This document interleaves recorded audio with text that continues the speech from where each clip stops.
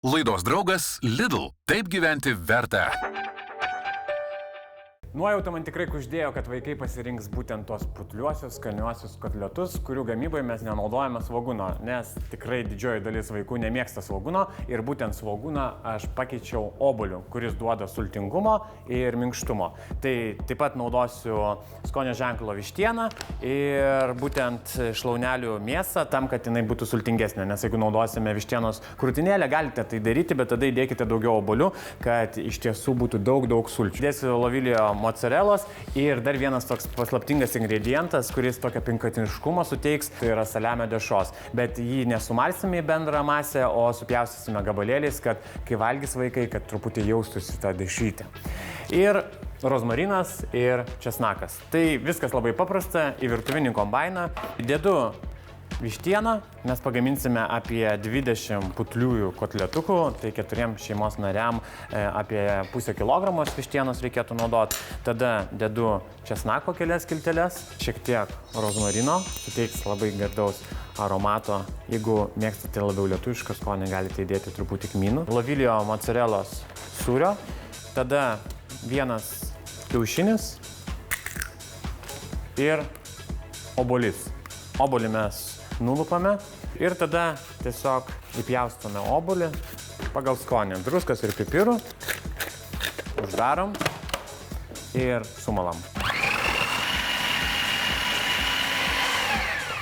Ir štai, graži masė ir dabar beliko į šitą masę įdėti dešros. Susipjaustom pirmiausia griežinėliais ir po to paimam ir pjaustom juostelėmis.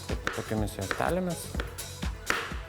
Štai, supjaustome dešrą ir ją įberiame į bendrą masę. Tada nuimame ir viską gerai išmaišome. Mes juos kepsime būtent ne keptuvėje, o orkaitėje, kad kuo mažiau jie turėtų riebalų. Ir aišku, šiem kotletam reikia padaryti tokį patalą, ant kurio jie ir keptų. Tai aš jį darysiu iš bulvių, salierų ir morkų. Tai susipjaustykite tokiais įprastą bulvę pjaustyti kepant orkaitę arba per pusę arba į 4 dalis, o mes pjaustysime dar į mažesnės dalis, kad kuo greičiau iškeptų, nes tiem kotletam tikrai nereikia labai daug laiko kepti, tai pjaustysime tokiomis skiltelėmis. Tai susipjaustom bulves, salierą irgi nuplauname ir pašaliname žievę, supjaustome į panašias dalis ir aišku, visą aromatą suteiks rozmarinas, o spalvą morkos. Taip pat galite šitą visą mišinį daržovių paskaninti citrino ir apelsino žievelėmis. Tiesiog netarkuokite, o dėkite žieveles visas ir nuskusiu morkas. Jeigu mėgstate, galite įdėti ir pasternoko arba saldžiosios bulvės. Kas nemėgsta šakniavaišių daržovių, tai tiesiog kotletus galite ant sviestinio popieriaus truputį papilti alyvuogių aliejaus ir kepti tiesiog orkaitėje ir patiekti su šviežiamis daržovėmis. Dabar šitas visas daržovės dedu ant skardelės, apšlakstau alyvuogių aliejumi, tada susmulkinu rozmariną, pasiskleidžia tarp rankų jo aromatas. Ir šiek tiek pasūdau ir papipirinu. Tai.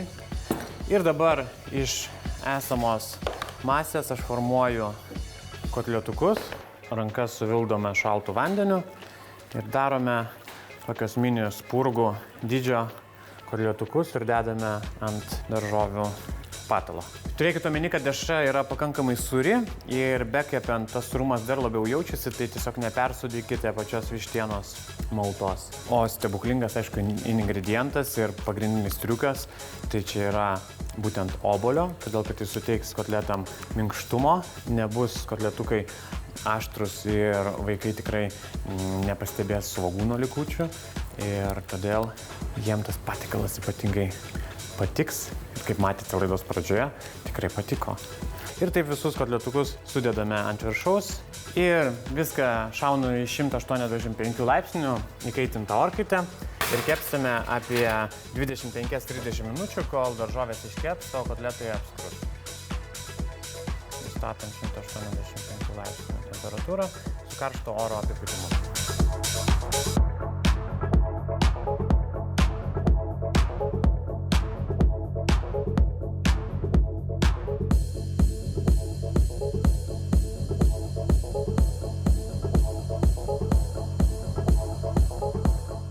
Laidos draugas Lidl. Taip gyventi verta.